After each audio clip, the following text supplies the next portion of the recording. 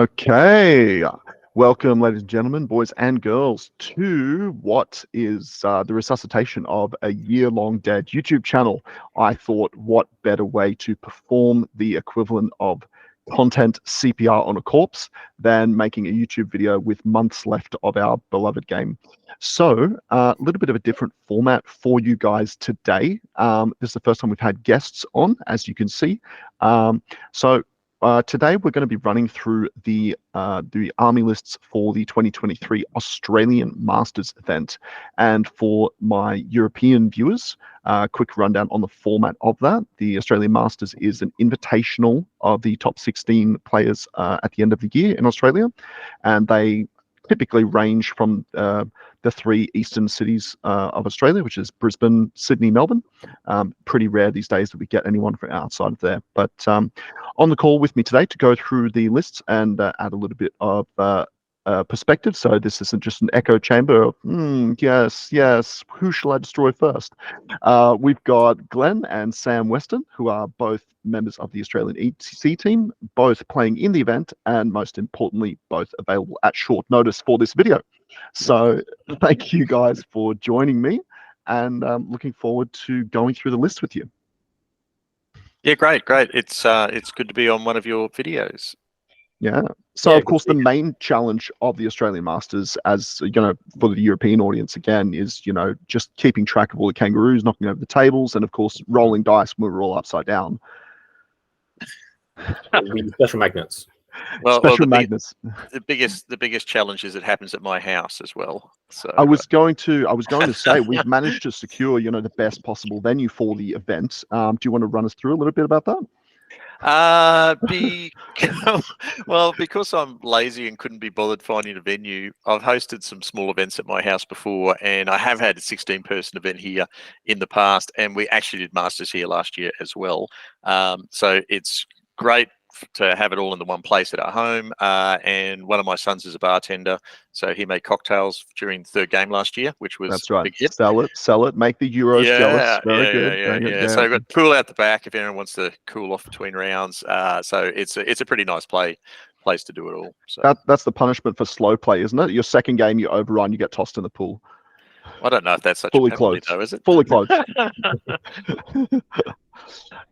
Yeah, no, the venue's awesome. I have to say, I think I told you this after the event last year, but all of the first of all, the comforts of being in a familiar environment and not having to negotiate around some stinky town hall or youth club or something like that, which it has its pros, obviously, because you don't have any personal attachments. We're not worried about smashing Glen's wedding photos at a youth hall. But no, it was really awesome. Although I did almost withdraw under protest this year, since you're not barbecuing this year. Selfishly, playing in the event instead. Because I'm playing. Yeah. We'll have words about that for next year. No roast beef rolls this year. So just a quick admin note for the viewers. Just to sort of run you through the format of this. So what we're going to be doing is we're not going to spend ages going through every pixel of every single list. I personally find those types of podcasts and list reviews tedious to find out what every single piece of equipment is when I know how to read. So for you guys following along at home, we're going to spend maybe 2 or 3 minutes sort of giving a quick recap of who the players are, what they've decided to bring, maybe a little bit of background story, because we play with these guys quite a lot. And then we'll probably cherry pick a few lists to discuss in more detail. We are going to, I will be posting all of the lists in the video description, so you can follow along at home if for whatever reason the video quality is not up to scratch.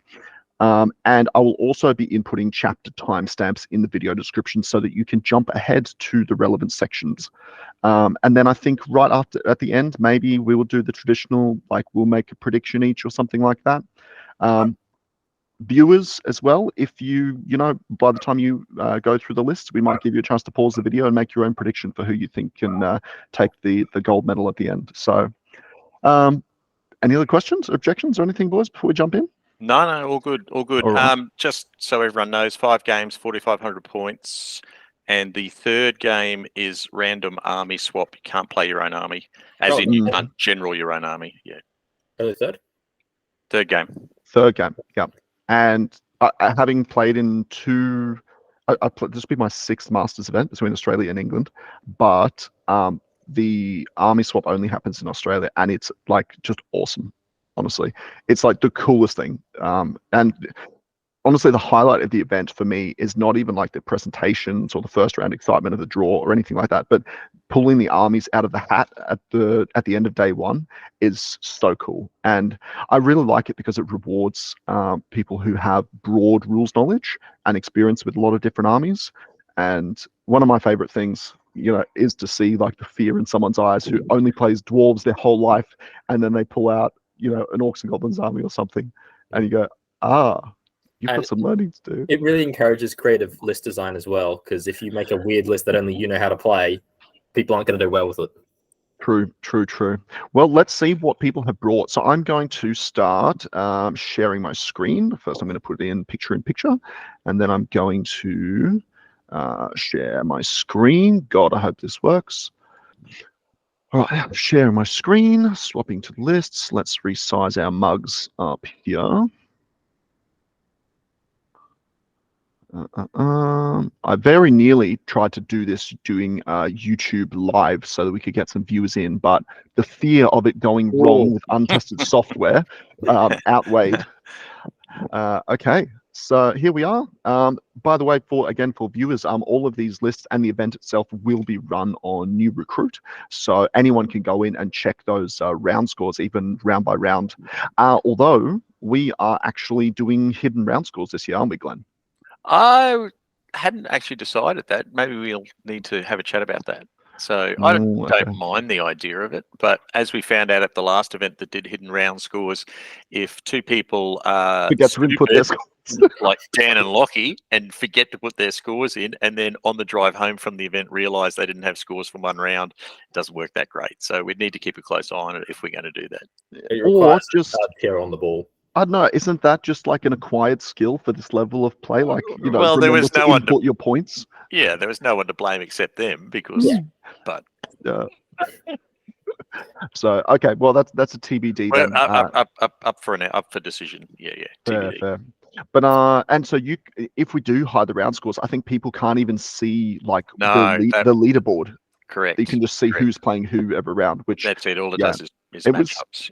Yeah. Okay. I think the potential advantage of that is if you don't know, especially come game 5, it would prevent people from being conservative in their play if they know that they've got a good gap over, say, first to second. So it encourages people to play the game properly to try to score points. I'm sure you're not referring to anyone particular with those sorts of no, it's happened at most Masters. I think, it's got to the point where the final game, people have a good idea of where they are and they play for the points. I only need, say, 5 or 6 points to win this game. So then they don't engage as much as they potentially could. So I think the more I think of it, the more I like the hidden scores. Yeah, no, I thought it was really refreshing. At first, I was like quite all right. scared, feeling like a child who's lost their parents at the shopping center. All right, well, let's make the announcement now. Let's do it. Hidden scores. Hey. All right. Cool. All right. Done. Sold. Go. All right. So let's jump into it. So I think another reason that we decided to go for your house as a venue, and specifically Brisbane, is because much like last year, the majority of the potential entrants were going to be coming from Brisbane. So it made much more sense for us to host here rather than fly 11 of us down to Sydney to play against the 2 entrants from there or something. Yeah. Well, there's 12 from Southeast Queensland. So I'm including Kingaroy and Toowoomba with that. So 12 of us from within 2 or 3 hours of my home, and then 4 interstaters. So, and they're all from Sydney. So is it 4? No, 1 from Melbourne, Ben from Melbourne, and then Hugo, Actor, and Lee from Sydney. Yeah. Okay. Well, speaking of Hugo, I think he is first off. Okay, so it's excluded his username when I've exported it here, but this is Hugo's list.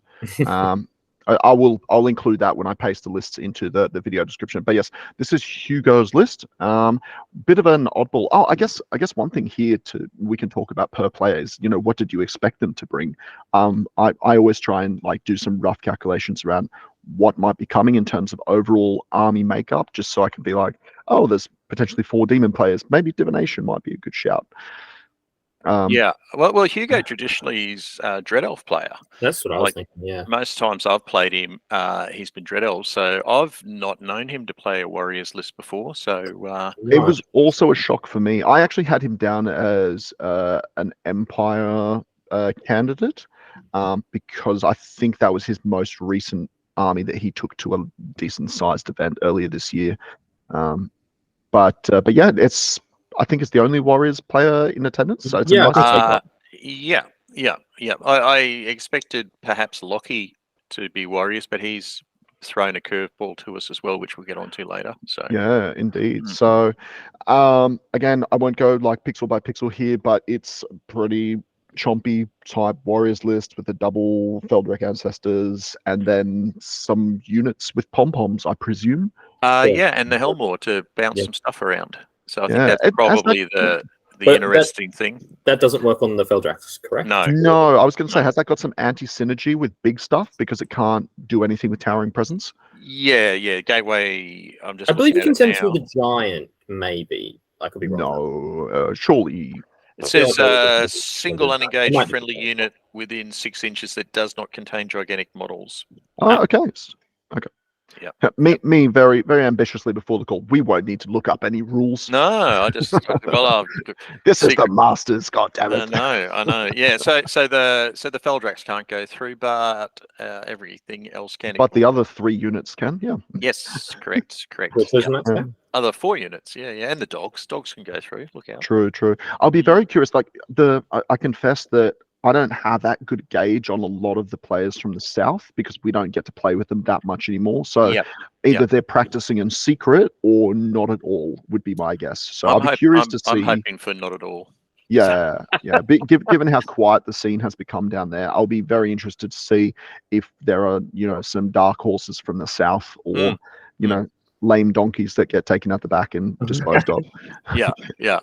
All right. So moving on, we can always come back and talk about this more if we think it's one of the more interesting ones. Moving on to a highly original list concept that I've been fine tuning for months and months and months, and then realized I just ended up at Furian's list anyway. So submitted that. Yep. Well, it's got the runs on the board, hasn't it? So that is although true. Furian's list isn't double frost, is it? Did it have a It fire is. and a frost? It double is. frost? No, I had okay. Conrad played one of each at the Okay. and at the event that I just played. That we all just played. I also had one of each. And when I did kind of my post-event retrospective, I realized just how much work the Frost Phoenix does in every single game. Like the Aegis and the Supernal on it just make it extremely tanky and annoying. So I thought, plus it's cheaper. I think. Yeah. That's another factor as well, where points are so tight in this type of list that I basically just went, Could you not fit the riders on the Phoenixes? That's just too expensive. Basically, I had the choice, but I had them because I really like them. Like the cold-blooded march checks, the extra getting up when they die. But what I found was that I could not fit this unit of Grey Watchers that I really wanted in the list. So unfortunately, they had to be cut. I'm pretty sad about it because I really did like the 3-up Rebirth and Martial Discipline. Well, but in the end, make people angry when you get it anyway. Yeah, I've got lots of practice rolling 5s from playing demons for 2 years, so hopefully that will continue to run through. I will say I didn't 100% rip off his list because I do have a Lion Chariot instead of 2 Reaver Chariots, therefore making it an entirely original concept. Very original. So love it. Nothing to do with the fact that I own a Lion Chariot and no Reaver Chariots at all. Well, that's a good reason to run one, right? Well, you could take the flip side of the argument, which is that'd be a good reason to paint some. Well, that requires effort. And you are a father with a young daughter, so unlike most tournaments where I'm still painting at like 1 a.m. the day before, because I tend to use tournaments as a good excuse to get new stuff painted. This time I actually have everything painted a week in advance. I submitted my list a day in advance. I actually am scared that I'm messing too much with my proven formula. Success. So, but we will see. Of being last second, getting everything done. Yeah, exactly. Mate, if it works. Then we've got the one and only food monster. Yeah, Actor Khan playing for a change. Vampires. And as usual, pretty boring looking vampires to me. At least. Actor likes these big flesh walls. and he does Well, quite I well don't with care it. if he likes it. I'm not saying he's bored by it. Well, we've got the most boring player coming up later, whose list hasn't changed for like 5 years.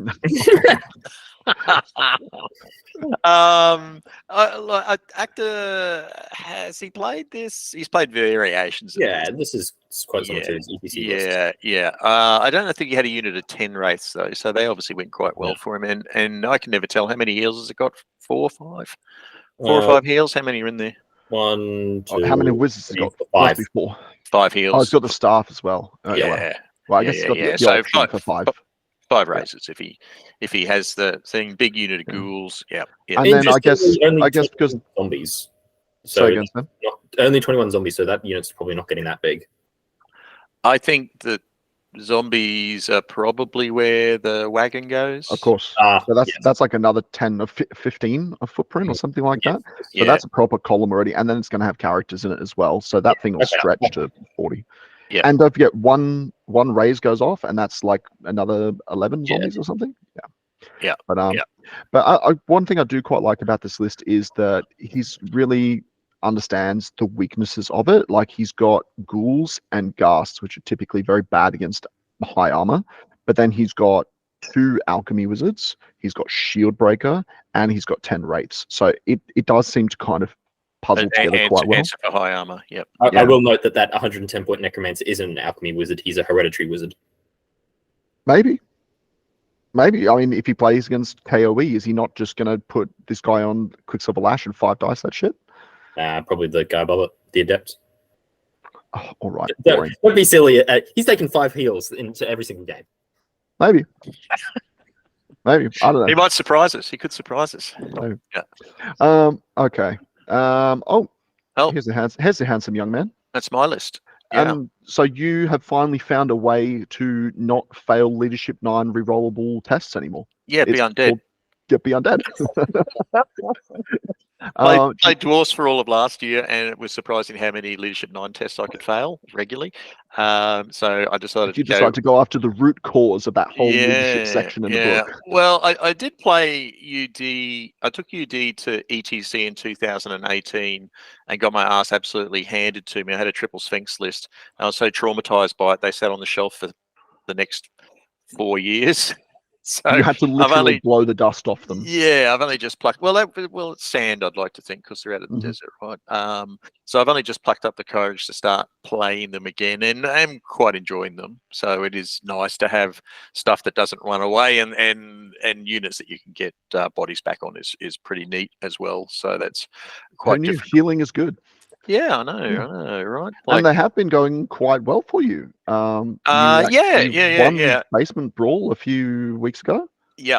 That was with the Shah Guardian and a couple of Sphinxes. But I just worry you get these matchups where the Sphinxes just die, and like my nemesis is usually Sylvan Elves, and it's just weight of light arm shooting, and you just got to spike some 6s, and it's AP1, and then it's a 5-up save on a Sphinx. They've only got 5 wounds. You can only bring the wounds back 1 at a time, but you've got to boost your casting value by 2 if you want to do it. So it's much harder to heal those big entombed soul entombed stone models. So I just found that the Sphinxes are awesome in some games, but it's just so easy to lose them in other matchups that I've gone away for a little while for playing them, but I still wanted something autonomous. So the Tomb Reapers are sort of doing that job, and they come back 2 wounds at a time. So, and they still put out quite a nice amount of attacks. So, but I freaking hate Tomb Reapers. I know they're kind of like the redheaded stepchild of the undead books at the moment, but I remember Sam, like when we first started playing together at the Man Cave, and you were playing like that Zombie Dragon and Reapers list. Like every game we were playing, I was like, how the frig do I kill these things? They're just so annoyingly resilient. And the UD ones I think are better. Oh, not you think, like objectively in every sense. Yeah. Paired weapons 5 attacks each, strength 5 lethal attacks, agility 5. Like they're pretty good. And like I definitely agree with you. I think that taking the units rather than the statue stuff is just more economical, because when you start taking those sphinxes and big monsters, they become so resource intensive. Not only like do you then want like binding scrolls and crystal balls, but then you have to start healing them. I think there's like many sunk costs into keeping those things going, and then in some games you won't even get the chance because they'll just get obliterated anyway. Yeah. So, for sure. But Yep. I mean, I think this is a really this UD list looks very reminiscent of, was it 2019 when they would like That rampaging? was the year of Frederick getting. He was on 100 points going into the 6th game, and then he came up against a flaming dwarf shooty army, and it took him off. But his list at that time, he was 2x4 Reapers, and he had a big chariot block. Like his core was just all chariots, basically, and that was when the healing was a normal spell healed everything. So these big guys. But just in terms of like quantity of decent close combat units that you can put on the board, I feel like you kind of back to that era where after that year where he obviously did 100 points and then the rules team went bad. And kind of got that out of there. We haven't really seen a UD army this sort of size, or I guess power level since then. There were a powering up over time. Yeah, there were a few at ETC this year. I don't believe anyone ran a list like that, but there were quite a few teams that had UD in it. And I think you've probably seen the balance team announcements.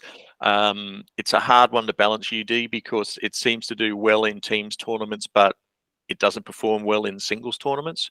So I think they're having a bit of a struggle to know exactly what to do with it, because if they make it too good for singles, then it's going to be crazy good for a team tournament where you can, dodge some bad matchups a little bit. So I think it's a difficult. Yeah, not to tangent too much, but I feel like that's a difficult duality that they have to deal with when they're balancing Ninth Age, because there is like, back in my day, we mostly played singles events, and the ETC was kind of like the big special team event of the year, whereas now it's kind of gone inverse. And I was talking to one of my mates in Poland the other day, and he said he hasn't played a singles event in 3 years, and I'm like yeah, we just don't have a big enough scene here for it. Like we used to have one team event down at and it wasn't even a full Newcastle, team. and it wasn't even then. What was it, 4 or 5 man teams? 4. Yeah, we played 4-man teams. Yeah, that was great. Yeah, if we tried to have a teams event now, it'd be like, okay, 2 teams, 1 round. Winner takes all. Like a Christmas Day special sort of thing. Yeah. Okay, cool. Well, I mean, I'm very interested to see how you get on. I mean, I think we'll see.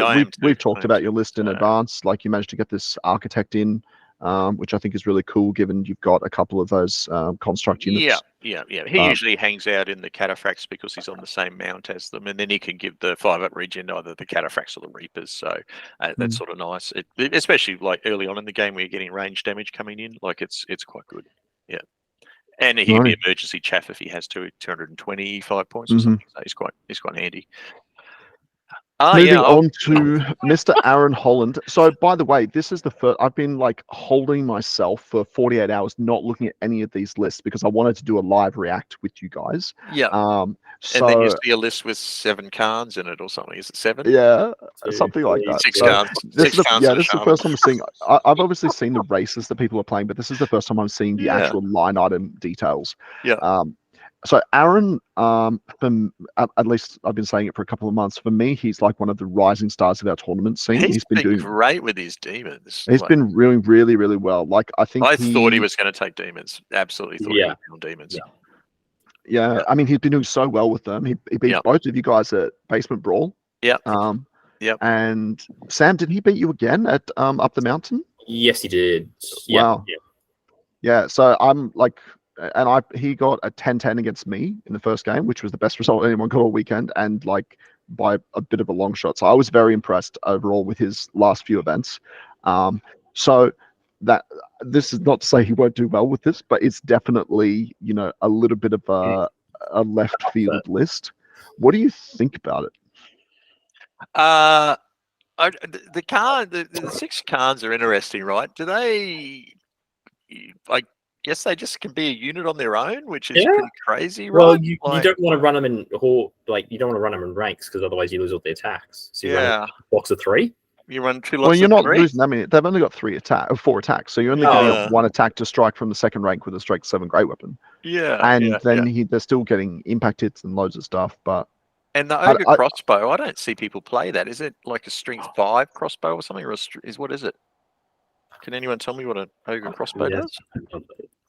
I want to say it's a strength 5 crossbow. Like with, a slightly bigger crossbow, yeah. yeah, but I don't think it's multi-wound. Or is that the hunting? No, the hunting spear. Don't know. Ogre crossbow is a range 30, strength 5, AP3 bolt thrower. Well, that's pretty tasty. Okay. Pew, pew, pew, pew. And presumably quick to fire, because why wouldn't a missile weapon have quick to fire? No, it's not quick to fire. Oh my god, it actually takes penalties. Yeah. Okay. Oh, and what's it hit on, Sam, with the Khan? Like a 3+ or something? This is a normal Khan? Yeah, normal Khan. Yeah, normal Khan, yeah. 3+. 3+, that's, well, 3+ at, So say 4+ move, range. move along. Plus So 5 there's still plus like 2 strength 5. 5 hit per turn, even at worst case scenario. Yeah. Okay. And then he's got his Doubles pyromancy, who presumably will be doing bubble flaming swords to try to hit 3 Yep. units. Yep. Yeah, I mean, look, I think it is a gimmick list. Obviously, I'm very It's got the partial to 18 taking- bombardiers too, so gosh, Yeah. the amount of shooting that it puts out is It's a pretty ferocious. massive downline. And Yeah. a cannon, yeah. Yeah, I mean, I think there will be some armies that go. I think this is a little bit of a deer in the headlights list. That if you freeze and you go like, "Oh my god, there's so much shooting. What should I do?" You would just be minced. Yeah. Whereas I think some of the top players, or at least more durable lists, will look at this and be like, "Okay, I just have to survive a turn," and they would just try and push straight through it. Yeah. I don't know if there's many armies that can outshoot it. Maybe the dwarf list that we'll look at. Oh, Next? no, I would say No, I no. don't think so. Having Okay. played that list for 12 months, Okay. I'd say Fair. no. Maybe the main thing that I've maybe seen- Travs when we get onto it. It's got a fair bit Yeah. of. So I assume those Khans are Shooting. just chaff to slow people down before. Yeah, I guess they. Well, do whatever they're they chaff, want, but right? they're also his main combat tool, right? Because apart from these 6 dudes with grey weapons, he's Yeah. got like 2 units of bruisers who are not really very good either. No, and what the And- 10 tribesmen with the banner of discipline. So there's a character at least in that, right? I want to see him put every single character in that tribesman Into that unit. and just I make want this to see a amazing star. 17-man ogre unit, Maybe. 6 wide, and just he just go, pew, pew, pew. That's what I want to see from him. All right, let's Wow. do that. Let's do that and have that surrounded by all the other shooting, and then it just runs at you. And so, what are you going to do with a 17-man tribesman unit? Sounds good. I like it. Alrighty. So speaking of the dwarf list, yeah. So that Mr. was this is left of field for me because I've never. Well, Lockie's had dwarves, but he's never played that. He's played it against me before. Ah, he's- has he? Okay. Yeah, I played him in Sydney with it. Well, actually, it's not quite the MSU list because he's got the 2x24 Kingsguard. Yes, he loves these. They're really annoying. They're Yeah, like yeah, strength yeah. 7 on the charge. They take Yeah. a long time to die. This is Give us actually a quite page. similar to the one he played against me. Okay. Yeah. Yeah, this is his framework. I've also played against him at a 3,500 event that we went to up in Toowoomba with something pretty close to this. Okay. Yeah. Well, it's just me that hasn't played him with this. So yeah. Oh. Yeah. And I like the combination of the organ gun and the cannon. Like I took organ gun and 4 bolt throwers to ETC, and I ran into problems with people Cover? shielding, with cover. Whereas the cannon just doesn't care about cover. If it can see you, it'll shoot you, right? And the engineer will just stand between the 2 of those in a 10-man marksman unit. So Don't tell him what to do. engineer will go 6 inch. What if he hasn't thought of No, that? the engineer goes on the flank and he runs down the flank with his crossbow. Pew, pew, pew. Okay, all right, that's probably one way of playing it, but I would put it in the 10-man cross marksman unit at the back. No, that's wrong. That's not how you play that list. Yeah, Vengeance Seekers are really super good. Those guys just do a stupid amount of work, especially if we can get it into a flank. So with it being distracting, hard target, crazy amount of attacks, stubborn. I've had one of those just do the units like this are the reason that I can't play armies that don't have magic missiles, because you look at the imagine you have like an all combat, I don't know, demon army or something like that, and you look at this and you're like, oh, I just have to sacrifice something to maybe try and kill it, or I just die. That's like the old wrecking crews and stuff from Orcs and Goblins, right? Like, what am I going to lose to step on that so it doesn't destroy more stuff? Like, exactly. I'd rather shoot it or magic it off. Yep. But yeah, you are right. It's a bit of strange turn from Lockie, but then at the same time, he does seem to just rotate between his like 4 armies or something pretty regularly. Yeah. I thought he was going to bring his high elves because that seems to be his like main, at least more competitive army. But obviously now I'm more of a special snowflake, being the only high elf player. So happy days. On the downside, might have to play against Dwarf Bastard. So Yep. But 3 big massive units in there too, like 30-man Greybeard, 2x24. So he can bully a center too, and he's got shooting around the sides. I quite like it. I think it's a good list. Does this ever run into trouble by not having a BSB? Yes. Good. Well, King's got a fearless, so they don't really care. But it's Yeah, really no, I annoying was if not you thinking of panic. It's like if you lose combat by or one or something and run away. Yeah, and I've definitely had that happen.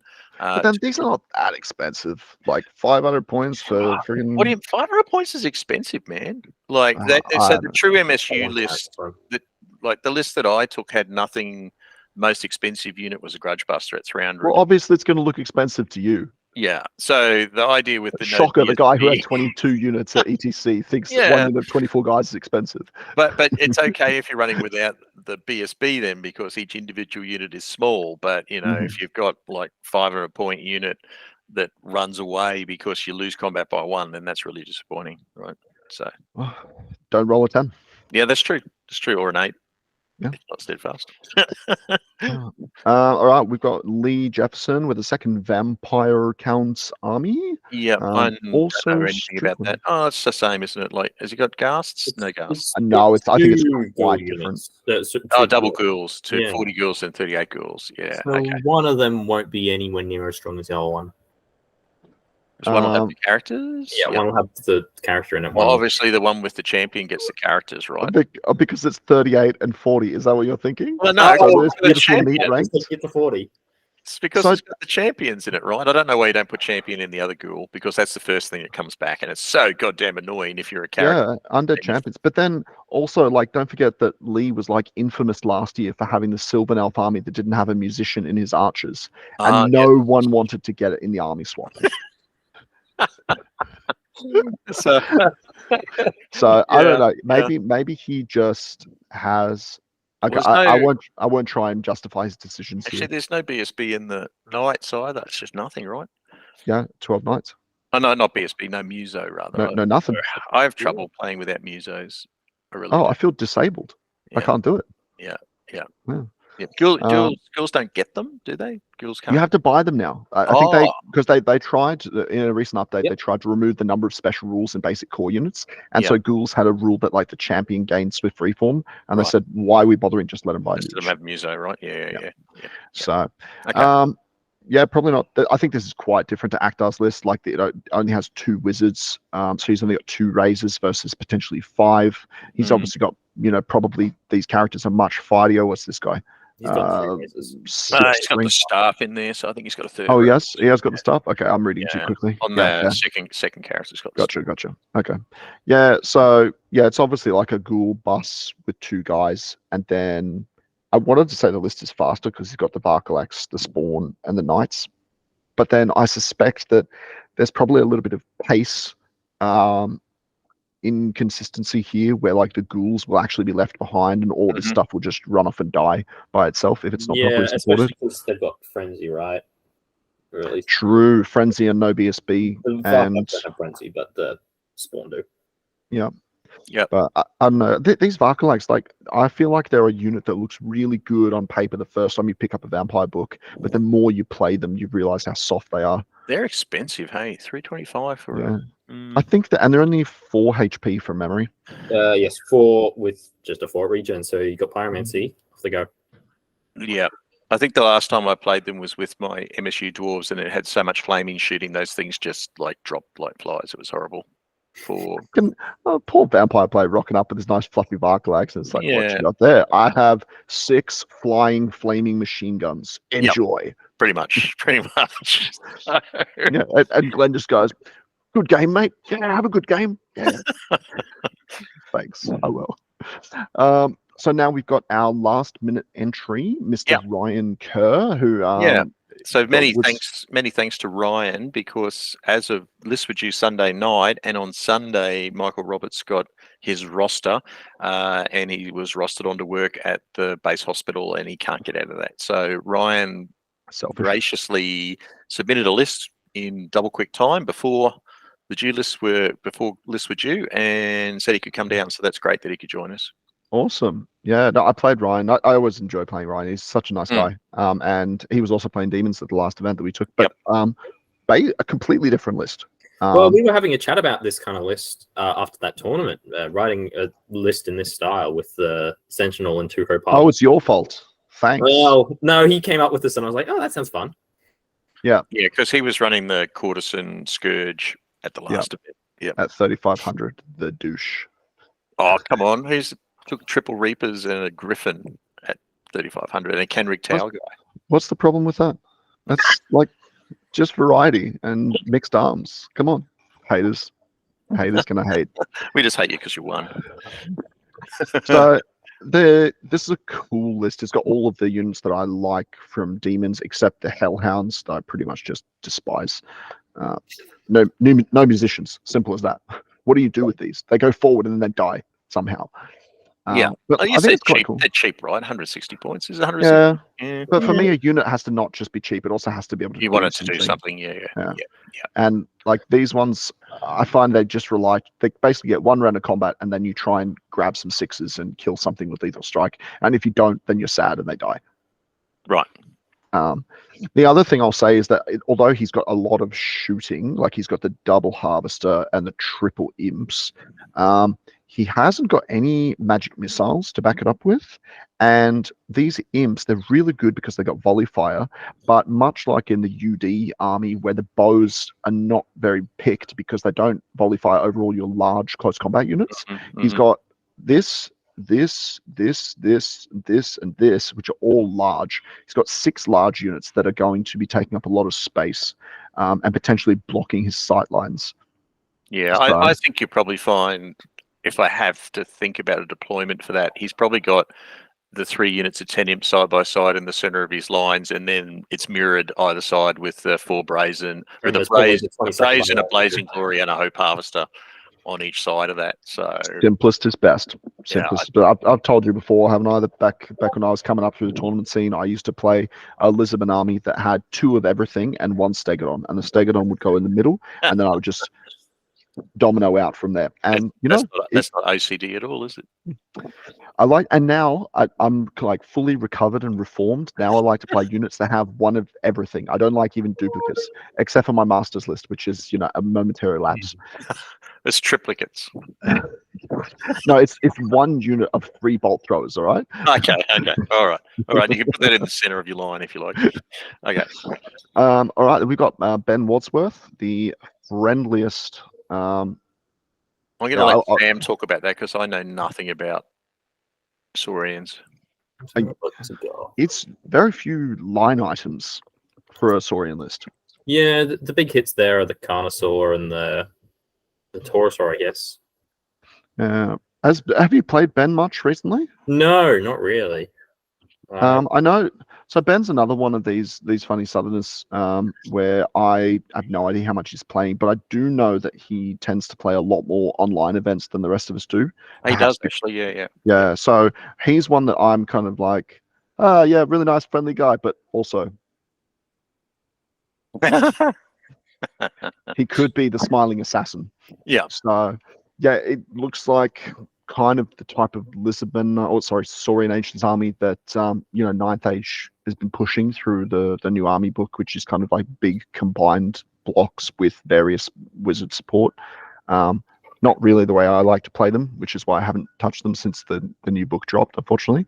But yeah, it's got 1 big scary dinosaur, 2 big scary dinosaurs, and then looks like it's got Great Protector, which will go in presumably this unit here. It has to go in this unit here because the other one's got the Caimans in it. So got 1 unit with 3 Caimans in, 1 unit, and probably the Archmage. Yeah, I would think so. 1 unit with Dragonfire Gem work on gigantic models? Nope. No. Okay, so now we've answered the question: is he practicing or is he shit? I just noticed then. I went, oh, I haven't seen that combo in a while. Okay, no, as far as I know, that's going to do The nothing. bearer gains it, so no, it doesn't. Oh, does Obsidian Rock work that way as well? Yeah, it's behave yourself. Come on. No, that's taken by every large target ever. Yeah, no, the bearer. That one's also the bearer gains MR2. No, not the bearer's Yeah, model. but the bearer affects the Ah. whole. Yeah, magic resist affects the whole unit. So Yeah, it's like, the Dragonfire gem doesn't work because you're not actually attacking the bearer. You're attacking the big okay, Right. Okay. sorry, Ben. 20 points. Okay, so basically this looks like he's got both units. Didn't they used to have something that Yeah. was like Yeah, Starfall Shard, which Is gave that you like gone? Is hard that gone? target and fire. It's undergone a couple of different changes, Ah. including the most recent one. But all it does now, from what I understand, is it gives you hard target and makes you immune to the rule of flaming, which means that basically they can't activate alchemy rerolls against you, Oh, okay. and they can't negate your regen if you have a cast on you. Yep. So I guess Which- ID, it's quite good because you don't get the flammable tokens and stuff. Maybe. Well, you get the flammable tokens still, but they don't get their flaming attacks against you. Yep, got it. Yeah. Okay. But still not a 2-up ward save against flaming like it used to be. Got it. Okay. Yeah. But yeah, it looks like a kind of interesting bits of everything. Like this will like punch very heavily in close combat. When you see an army that has like 7 line items, you should fear it in combat, in my experience. So it looks like a cool list. Looks, I mean, it's way too blocky for my taste, but he's got like 3 different magic banners, which gives him a lot of flexibility around what he's doing. Yep. He's got, I think this is a 7 spell Archmage. He gets 4 base. This Plus- gives him the hereditary, and the Forbidden seven. Master is the 2 pyro That's spells the as well. pyro one, right? Yeah. Plus he's got Tegu Wizard. That's it. Oh, So the he's champs are wizards in the Tegus? He the probably wizard. There we go. Yeah. just this one here, yeah. Yeah. So okay, so he's got 8 spells, which is about normal for a Saurian army. But I think one cool thing that he may decide to do here is because he's got Forbidden Mastery, he can take Flaming Swords, and then because he's alchemy, he can take Glory of Gold, which more or less means he's got 2 spells to give flaming attacks and guarantee rerolls for a lot of his units because of the alchemy attribute as well. And then a flaming standard on that big block of Tegu too. Yeah. Which when you're playing alchemy is a lot of the time great idea. Good, but also I think it's not even necessary a lot of the time. Because you Glory of Gold gives you the Yeah, but it gives you, if they buy an scroll Glory of Gold, it Correct. gives you getting it through. True. Okay. In that case, they should be binding scroll your attribute if they're good. If they're really worried about it. Okay, let's move on to Jamie. So what were you saying about if it's 7 line items, you should fear it? Is this the opposite? No. I said if you see an army with 7 line items, it's probably good in combat. Because I think shooting lists tend to have like war machines of 1 individual and then MSU lists. So Jamie continuing with his Sylvan Elves after his ETC trip. Different, a little bit different to what he took to ETC. Forest Prince, probably the biggest change is that Forest Prince on the Eagle with the Kingslayer and Hailshot. So what's that? 4 up, 4 up. Is it strength 7 if there's a character in there? AP 5. Yeah, he'll have I think 5 strength 7 AP 5. Yeah. So that's pretty scary from a little mobile model. And Jamie's good with his single model play. For sure. And then that So I played a list very similar to this at the Masters last year, and this guy on the Eagle, my build was not with the Kingslayer. I had the strength 7 paired weapon, but this guy is the old Titanic. This guy is like so annoying. It just like jumps around, and even the games where, but basically his job is to jump out and take the entire enemy magic missile and shooting phase to the face. And while that's happening, all of the other stuff is doing what it does and wrecking you.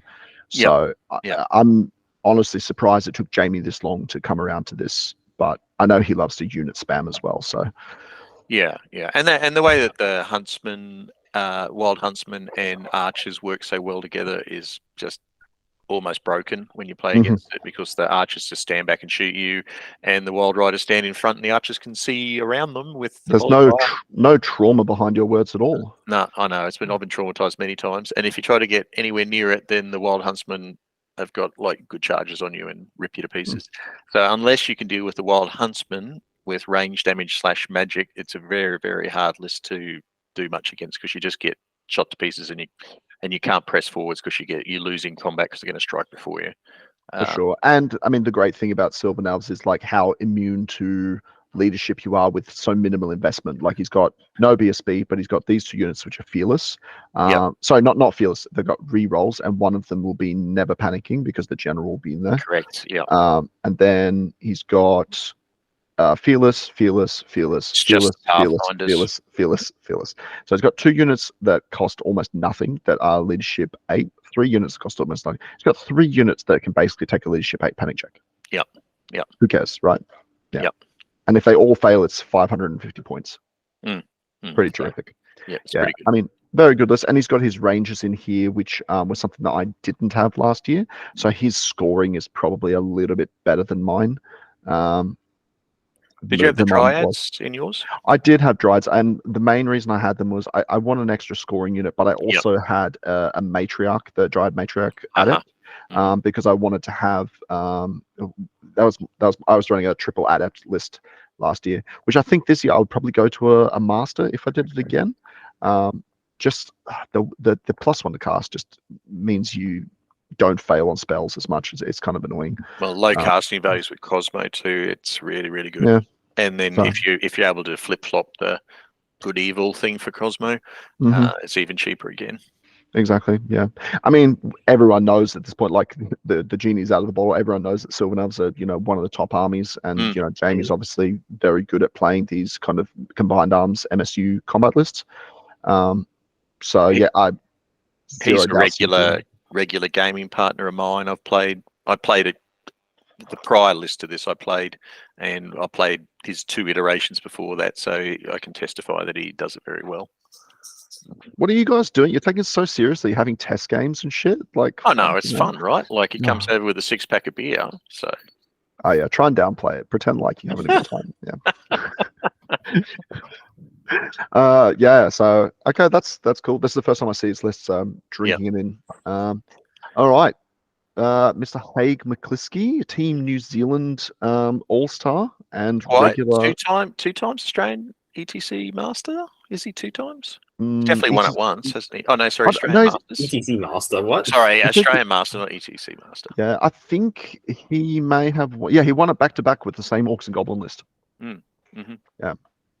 Back when he was good. Anyone who's played in the Australian scene in the last 5 years has played against this list. Has been probably. Yeah, probably, and I think this is actually just his ETC list because he never used to play the Vultures and he took them to ETC and I remember him telling me that he really liked them. So, but he likes the Sphinx Colossus Dread Sphinx. He's always got the Shabti in there. I never got terribly good value out of it, but Haig's a better player than me. And mages on horseback, so they can run away if they get threatened. Chariot block. The casket's really annoying. -1 to cast. Jesus, isn't it just like, and the 36 inches? Is it 36? Not only the 30, it is 36, but the bound value is 6. Oh yeah, like the most annoying casting value ever. 6/6, so it's just 2 dice and it's on a 6, right? And then so it's different value. Yeah, what are the odds to fail a 6 on 2d6? And must be close to like 30-something%, 40%. You really have to roll. 7 is 50, right? So get under that. Yeah, so your 2 dice minimum should be 3 if you want it to not go off, and it's super deadly against single models like that. If you roll a bad leadership test, like if you roll trip 6s, you're pretty much dead, right? Like doesn't matter who you are. Yeah. So I played him last year, and he had this against my my Wood Elf army, and he got the first turn. He put the casket onto one of my units of Heath Riders that had the divination attribute on them, and he didn't notice the divination attribute was on them. And before he could even reconsider, I just grabbed my leadership dice. Went, of course, let's talk about the real reason why Haig plays this list. It's because Haig hasn't painted a model in like a decade, and this is what he's got that's painted. So, and I think that's why he started playing this list. I painted a fair chunk of that for him back in the day, but he hasn't added to anything to it because he doesn't paint. So, so he sort of likes to play with painted models, and that's what he's got. So, but he does very, very well with it, and because I guess the benefit is he hasn't changed that list in so long that he knows it inside out, right? So, My favorite moment of last year was when Undying Dynasties got a huge points buff where everything became cheaper, and he had to scramble on how to fill the extra points with painted models. Yes.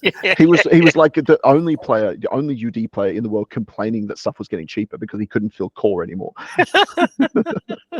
And I'm pretty sure he doesn't have vultures, so he may be coming after me asking for bats for that. Oh yeah, I Friday suspect he night, will be. 11 p.m. You'll get a message. So Yeah, Well, because they might disappear, unfortunately. I don't know. if only it wasn't at your house, so he could just grab me out of the cupboard if he felt like it. Well, we have to talk to Actor because I don't know if Actor's using the bats as Actor's bats. I don't know. We'll see. We'll see. What's with these people not asking? I don't know. It's weird, right? Okay. Oh, and Dan Smart went for his Sylvanelf list. I am surprised. I had predicted he was going to go for his Reliable Empire. Well, I was actually thinking Sylvanels because he played a very similar cut down list of this at the 3,500 point one that we Yes, ran. but So did he do particularly well there? no, but I think 35, the extra 1,000 points makes it pretty good. He didn't have basically got his definitely didn't have the Thicket thicket beasts. Yeah, That's the only change in the list. yeah. There's something else in there. There's another 500 points somewhere around somewhere. Well, there's a bit. Did he have the elk prince? Maybe he didn't have the elk. Yeah, prince. no, he had the prince. He's got Thicket this Shepherd, guy. probably. He's got more toys because this plus this is 885 Yeah, points. and then there's only and then 150 he's extra somewhere. got what else? He's got the He might have only had the one eagle. Now he's got got the a bolt second throw eagle. bow, Yeah, I hate that thing. So good. bolt throw bow, and a dragon mage. What a baller! Well, what is it if you're on the Lord character? It's like a 0+ to hit or whatever. 0+ accurate. Yeah. Okay. God damn. It's like it shoots you from the moon. Yeah. Yeah. Oh, I got a bolt thrower that's going to hit you halfway across the board on a 0+. It's like, yeah. So, I mean, I definitely like the Thicket Beasts and the BSB, and also the Bolt Throw Bow massively improve this list. Yep. Like his scoring gets better, his leadership gets better. He's got something to actually buff with his magic, which he didn't really have before because list was too shooty. So yeah, cool. Happy to see Dan returning to these. And he might have run a big unit of rangers at the 3,500 point, not 2 units of 12. I know he had exactly 2 units of 12. exactly the same. Yep. Yeah. Okay. Yeah. Okay. Our favorite man in the event with David Trickett, yes, with his Kingdom of Equitaine. Which is, I mean, structure-wise, it's basically his painted models that he's been using this framework since the book came out. Yeah. The only thing that I guess is a bit different from last year is that he's gone off the Lord on the Pegasus and he's gone to this guy instead. That gives him a bit of extra magic, doesn't it? Is that the div guy? Is that guy div? I think he's I two spells have on no div. idea. I'm like dyslexic when it comes to AoE stuff. I want to say that the whatever he is, the minstrel or whatever, gives it div apprentice, and he's got the Book of Arcane Mastery, so I think it gets 2 spells on div. Oh, okay. Is that what he's been trash talking everyone about, that he brought like the perfect anti-magic? And the courtier gets Twisted Effigy and Twisted Roots. No, what's Twisted Roots? What's the? It gets to pick 2 spells from Fountain of Youth and Twining Roots, Raven's Wing, and Twisted Effigy. There you go. So yeah, so you can take Twisted Roots and Twisted Effigy on it. So it's actually quite good at shutting magic and shooting down. No kidding. Okay, wow. And one of those banners is a banner Roland. You can't stand and shoot against it. Yep. I always found that kind of marginal. Like, yes, sure, standard shoot's annoying, but that's a re-rolled charge, though, isn't it? Isn't that? No, I think that's the Castellan's one. crest, Okay. because these guys have also got +1 advance when they charge, so he's movement 9 re-rolling charges when he can't. Yeah, which is far, it turns out. Yeah. But yes, other than that, it's just the same old BS.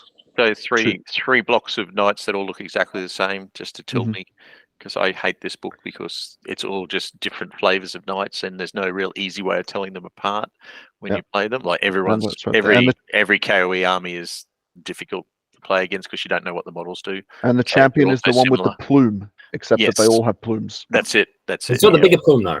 Or the mustache.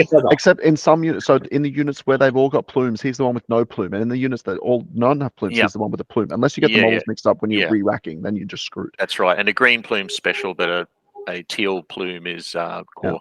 Yeah. And the wound markers are the same as the blessing markers as well. Oh, that's a good one. Sorry, Dave, love you. As long as you put a mustache on your general, that's all that matters. Yep. True. Yep. Okay, we've got Ryan Usher with the second Demons list. That wasn't a surprise because he's played Demons all year, hasn't he? But he's been And playing the Miser a lot, wasn't he? Yeah, he loves the Miser, and it's interesting not seeing it here. Yeah, because he has that model that's like a weird baby in a nappy that he played. That's the Engine of Damnation, which is the most. Is it?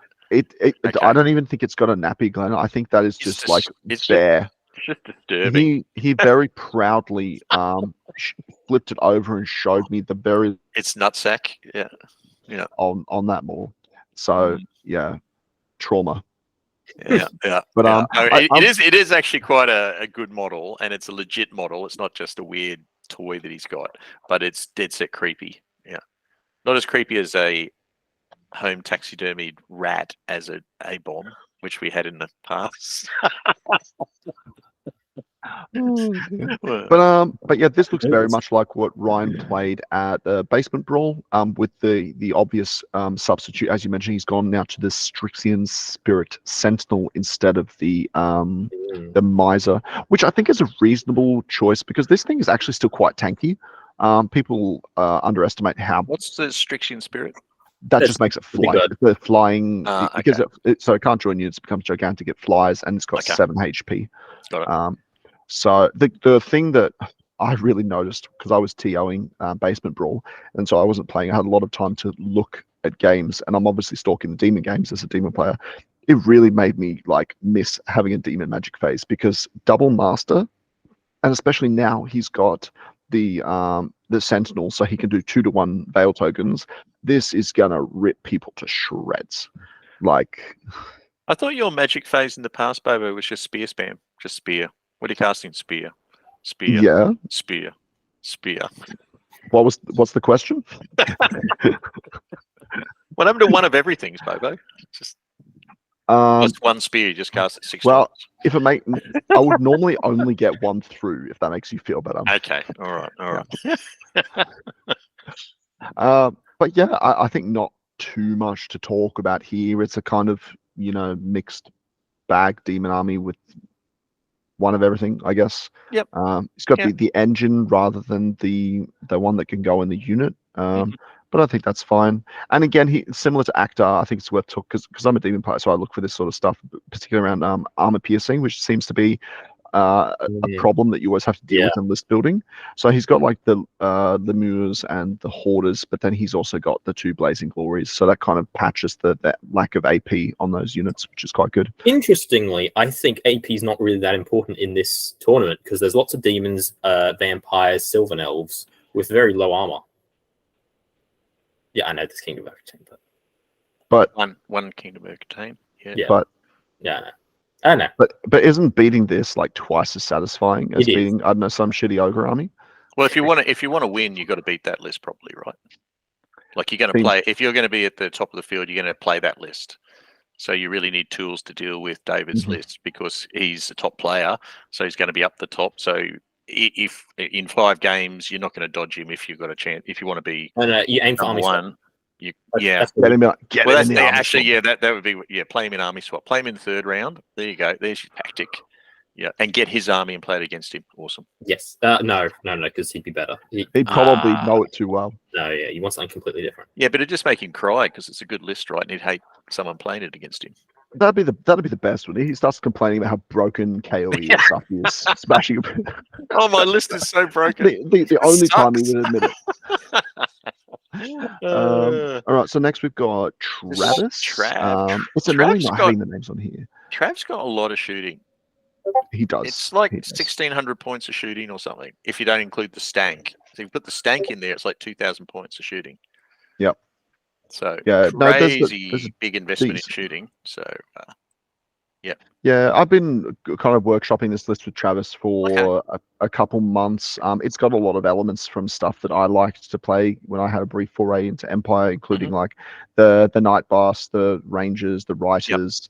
The book has changed a little bit since then. Like the tank has had a complete rework. It's not nearly as good, right? Like no, it's much slower than it was that's the before. big thing, Now right? it's just like maximized 2d6. And it's also lost a wound. It's only got 6 HP now, which is like a significant drop in my opinion. But yeah, I mean, the list shoots really well. It's got all of these guys that become accurate from orders. It's got these guys who shoot you. It's got these guys who shoot you if you try to advance on there. These guys have pistols. Like even this guy has a lot of pistol shots. The freaking guy on the Pegasus. The repeater pistol. I mean, I love these types of lists that have kind of what I call incidental shooting that's just coming out of everywhere, and you don't really know where to look because you're just getting shot from every direction. That's how I like to have a good time. Anyway. You know, the Sonstal guy is always good, right? Like he is. I've found a real notable difference. I played 2 tournaments with Empire, and I played one without him. I played one with him just with the grey weapon, and then I played one where he had the Sonstal, and it was a real big game changer for me. He's a good answer. I'd probably like to see Potion of Swiftness on him, but I'm not sure it actually fits because this is like 100 points, and this is 50. I'm pretty sure he can only take. That might be a reason. You can't take it. Yeah, there you go. Okay, got it. All right. The only thing when I look at these lists is I see like the 25 infantry, which are just sword and board, aren't they? And 1 unit of 10 knights, and the 4 Sun Griffin. So there's no real big chunky anvil in there. I don't know if 25 guys is a good anvil. You know they're not. So if you can, especially if you can hit this in the side, there's not that much to stop you you can beat a unit of 4 Griffins if you get them in a charge. If you commit to it, if you have the right unit in the right place, these do fold under pressure. Yes. So I don't know. I worry a little bit about that there's been such a good like a high investment in shooting, which is usually you'll often get your points back, especially because there's a lot of light arm shooting and you're rolling a lot of dice, so it's not like a cannon where you only roll 1 dice to hit and then you miss. But you know, if you've got 30 shots that are accurate, like that's going to do some damage. But it's a bit like the ogre list, right? Like you run at it and you start. Exactly what I was going to say. I think Travis may experience the same issues that Aaron does with his ogre gun line, where if someone just commits and makes it, then they can just bowling ball their way through there. And as you were just hitting on as well, Empire do not really react very well if they have to start fighting in multiple directions. And then once you've got a big unit fighting you, then you can't shoot it, right? Like it's not like you're a rat where you can shoot into combat. So and especially if you break in the wrong turn, then they're just rolling half. I've got a free reform. I'll just charge you here, and then I'll roll through that. And because then your little units, and you just pop through. Yeah. So, but you know, he's certainly going to scare a lot of people with the amount of shooting that comes out. And you know, if the shooting pops off, which it will at one of those 5 games, that shooting will pop off and completely annihilate people and cause panic checks. And for sure. I mean, the gunline mirror match should also probably works pretty well as well. Yeah. I'm like personally, I don't know if I would have gone the double volley gun. I feel like this is maybe that's cheap though, 175 points. I'm used to the dwarf ones, which are rune crafted, and they're 300. Big difference though. The dwarf ones fire at you from your deployment zone, and it's 30 inches. They're only 24. Yeah. So I think maybe you might be hitting on something here that there might be an overinvestment in shooting, and combat is compromised as a result. Well, it's a third of the army is shooting. Yeah. So. We shall see. I that was one big change he made from the 3500 was getting the tank in there to try to kind of stop gap people who do make a breakthrough. Then this can kind of pin them down and hold them for a while, depending on what their damage output is. Coming at you with Okay, well, we'll see. And now we get to the filthy vermin swarm. What do you have to say for yourself, Sam? I've got tricks in this list. I figured you might. I was I haven't looked in detail, but I expected you to bring the gun line that you've been ruining everyone with. No, I didn't like the gun line. I've been playing it a bit, and I've just found it's not been doing that well in singles tournaments. It just sits there and gets 10-10-ishes.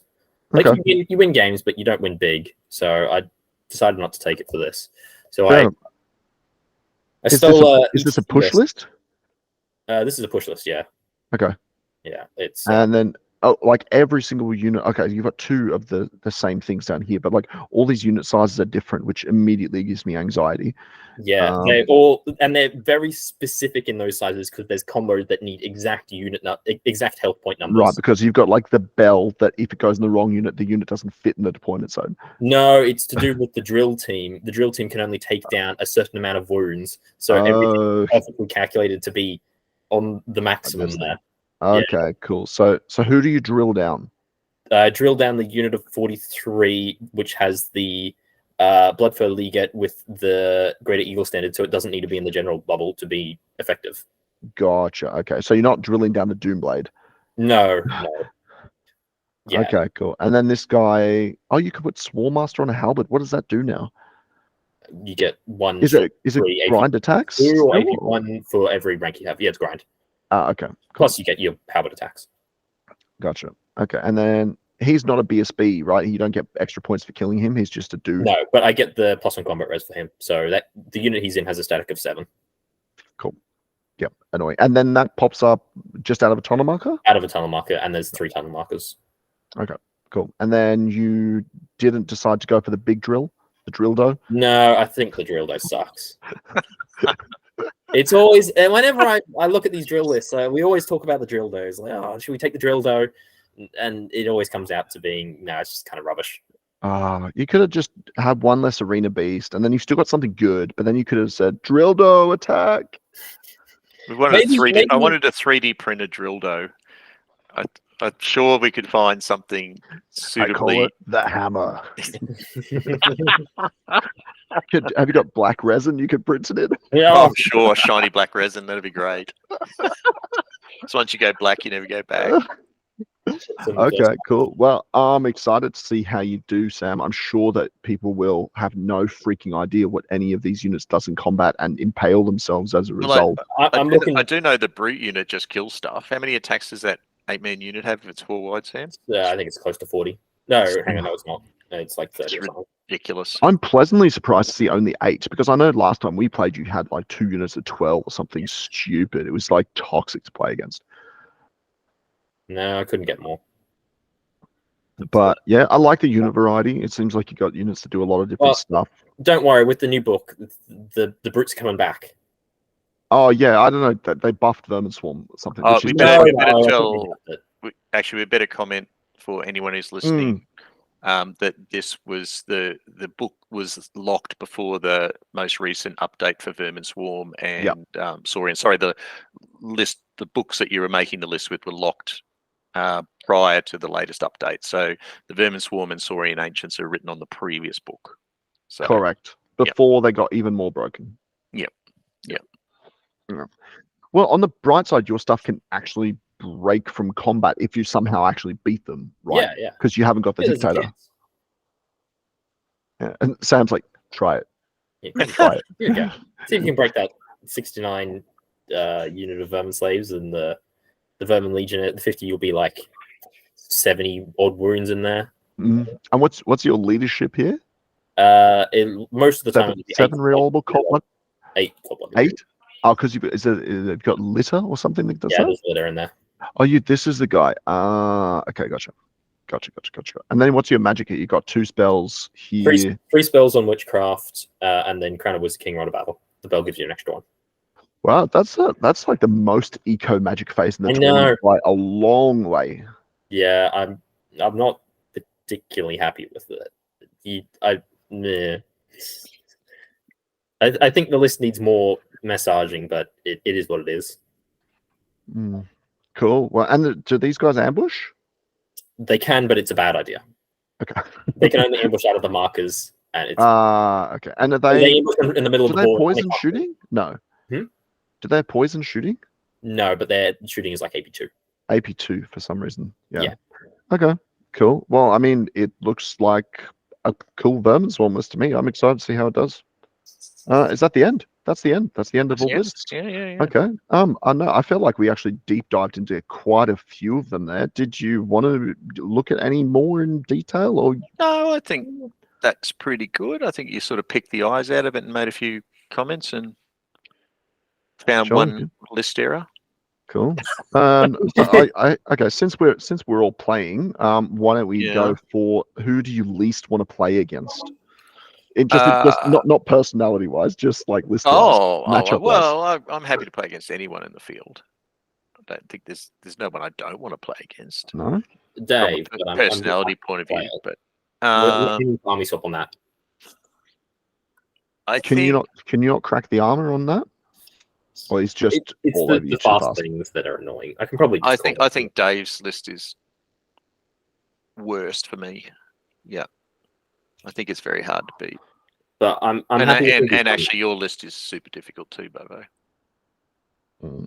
Because I don't have that much range. Yeah, and you don't have any underground ambush anymore, do you? No. Because I remember when you were playtesting in advance, I was like, well, that could be annoying. So I'm happy you dropped all that. Yeah. I wanted to have the bigger Reaper unit. I was running like a 2-man Reaper unit, and it just wasn't quite enough. And it ships off very quickly, doesn't it? Yeah. So having the 4 guys in it, maybe it's overkill. I'll find out. But it just means that they hang around, and you've got to devote a lot more energy to make them. I think, especially given your list heals, you need to have a unit there left to heal. What I've found. Correct. Yeah, if you don't have enough wounds in the unit and it dies, then you can't bring it back. I think you tried for a while with MSU and iDynasties, and it was just pointless because everything just died. Yeah. Okay, cool. So we're all agreed that this is the most horrible to play against. I think so. Right. And obviously because David is very experienced with KOE and he's a very good player, so. He's not going to make simple mistakes. So it's going to be a very difficult game. If you play him, it's going to be hard. Very good. I think go on. Keep going. No. I was just going to segue into predictions, but finish your thought. Well, I was sort of leaning towards predictions there. So the 2 lists that I sort of highlight, self and David's list, I think it's probably going to come down to one of you two fighting it out. Now, last year, I might add, you guys were tied on points and you won on victory points, didn't you, Bobo? Count back. Is that correct? Victory point tiebreaker. Yep. Yeah. Yep. So I think that's cool because it's a close game, right? Like it's a close tournament if that happens. Obviously for David, absolutely. But that's the way the system worked, and I think it's a fair system. So, yeah. Sure. So I would just throw in that we forgot to input like 350 victory points for something I killed of his, which would have not made it a tiebreak. But I realized after awards. I realized after we figured out I won on tiebreak, so I didn't really make any noise about it. Okay. But yeah, stress was had. Believe me. Stress was had at the time. I remember I was the TO. I could see the stress. Yeah. And I just did to the new recruit gods, and it spat out a result, and I was like, oh well, computer says no. Yep. Yeah. I mean, I tend to agree. I think Dave is definitely going to be the one with the not necessarily the target on his back, but definitely the robot rabbit that all the greyhounds are chasing for. If I want a third place podium, it's hard. I think Jamie certainly a look at that, and probably Haig as well. I think they could easily both be up there. But the rest of the field, I think, is all pretty tight. You could have one bad game and find yourself bottom dwelling pretty quickly, I reckon. Yeah. How much impact do you guys think the army swap has on the overall result? I like it because I've traditionally done very well in it. I remember when we played in Sydney. And me it was too, 6 but I'm rounds definitely biased as well. And they had 2 army swaps. So we played 2 games with our own army and then 2 army swaps, and I scored more points in the 2 army swaps than I did in my 2 games with my own army. So I don't know what that says about my list building abilities. I like it because that was.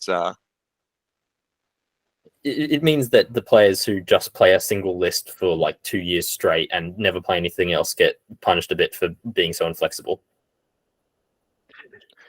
Unless you're Haig, and then you're just a fucking savant, and you can just but that's anything. Yeah. Haig's like the 9th age equivalent of Dustin Hoffman, Rain Man. He'll just go in and be like, "Yep, I don't know what this does, but I'll just make it work." Are you guys still coming through? Yeah, All and right. I'm getting invariably like it does. some lag on the I videos. think I just Can you still hear me? I think that lag could be on our end. No, it's definitely our Okay. end. It's the micro turned on. The microwave turned on. I thought a possum was chewing Yeah. through the broadband wires. So, Sam, who's your prediction for podium then? I think. Look, I want to get on podium this time again. I got third place last time, so we're going to try to get that again, but it's going to be difficult. I think you're definitely up there. Dave's up there, and Jamie. Those are the ones to beat, I think. Fair. Well, I'm not going to pick myself, even though I'm obviously doing my best to win. I'm just going to throw out that I would like to. I'm going to pick one that I think is just good old reliable, which is my man. Yes, of course. Yeah. I think there is something to be said for playing like 1,000 games with the same army, and you know, this is a guy who is not going to feel any psychological pressure because he's done, I don't know, 11 Masters events, 14 ETCs. I think he knows his list better than his opponents by, you know, a degree of multiples. And I don't think he was in great form last year. I don't know what happened, but he was not in top tables at all. But I'm hoping that coming off the back of, I actually don't even know how he did ETC, but I think his list is good. I think if he's in the right headspace, he can beat anyone here. No problem. Yeah, I think he was 70 odd points at ETC, and he took some horrible matchups. So I think he did pretty solid. Yeah, so I would like to see a resurgence of the food monster in all games except mine, if I have to play him. Well, he's staying at my house, so so he'll be well rested because he doesn't have to travel. Well, it depends it does mean as we'll well. be able to booze him up the night before. So I was going to say it's on you then to get him wined and dined. Yeah, well, I've got Hugo's also staying at our house, so I've got Hugo and Actor. So we are going out to dinner on Friday night, but it probably won't be too silly, I don't think. So I'm taking them to golf on Friday as well. Yeah, see, you know, another piece of evidence how seriously you guys are taking it. They're playing golf with me on Friday as well. So yeah, posh bastards. Look at you. And then I guess do you work Fridays? Do you work on Fridays? Oh yeah. All right, for your last prediction, pick a player who might not normally podium, but you think will be like who's your dark horse of the tournament? Ooh. Who might normally expected to be finishing in the bottom half, but you think will pop up into the top? I need to look at that. Gosh. Because it's pick the usual suspect. Yeah, right? Of course. Yeah. I need to look at the players' names for a sec. Hold on. What about? I think. Oh, Ryan Usher. Ryan Usher Demons. Okay. Ryan Usher pop up in the top half and be the dark horse of the tournament. Yep. He's played it all year. He's played it well. I think his standard of play's improved lots and lots over the last 2 years. He's played pretty much every event we run. He turns up and plays. Yeah. He's a delight to play against. Lovely, lovely guy. Like playing against him. I think his list has got well-rounded list. Got tools. Like you said, it's got the AP, it's got the shooting, it's got a little bit of everything. I think it's good. I think Sam too. Sam's list is. I think it will be tricky for other people to play, and I think it's going to tie some people in knots from a tactical point of view because they're worried about units disappearing and reappearing and stuff. And then the stuff that doesn't tunnel fights really, really well, and it's hard to break. It threw Jamie off his game when I was playing against him in a test game. Yeah, tilted Jamie a bit. Yeah, I ran forward, stepped on a mangler, and then disappeared. Yeah. Fun. Okay. Cool. I like both those predictions. Honestly, I'm not just going to pick something else just to be original. I think Ryan's a great shout for the same reasons you mentioned, and Sam's a great shout for the reasons you mentioned. I feel like Hugo's list is good. I think he will be competitive throughout the event, but I suspect he may just not be practiced enough to be able to compete on the top tables. I would put him like a solid mid to top third finish. but we'll have to. Oh, he's got this. He's got this. Okay, all right. I'll take Hugo as my dark horse then. That's not to say I don't think Ryan or Sam won't do well. Damn you for not picking my list, bastard. I like your list. I like your list, but I don't know. I was trying to pick someone. I don't want your pity vote. All right, I'm not going to give it to you. All right, guys. Well, thank you for your time. Thanks for joining the show, the channel, whatever we want to call this. And look forward to the event next weekend. Yeah. Very good. Very good. Thank you for the video. Cheers. No worries. Thanks, Bye. guys. Have a good night. Bye. Yeah.